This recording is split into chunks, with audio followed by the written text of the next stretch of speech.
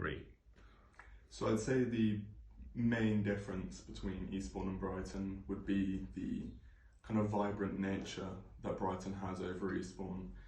You walk out into the main kind of area of Brighton and you initially kind of see these streets filled with people speaking different languages. You've got pop-up restaurants and cafes and shops and vendors and everything you can kind of possibly imagine.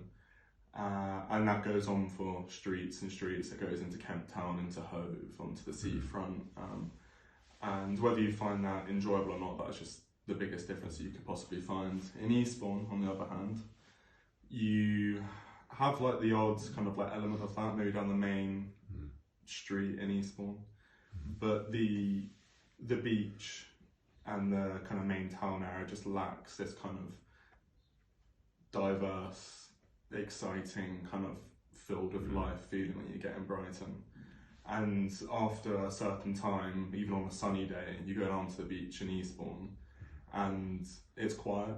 There's nothing really going on. There's nothing even on the actual beach itself versus Brighton. You've got clubs, bars, whatever.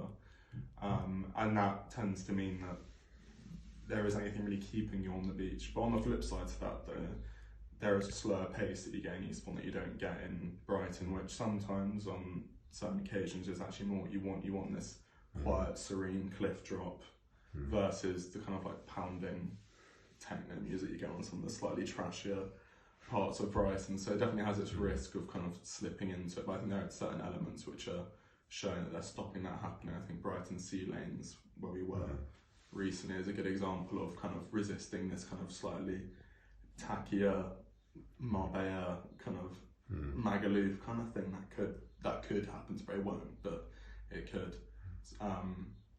So yeah, I think that's a good little synopsis.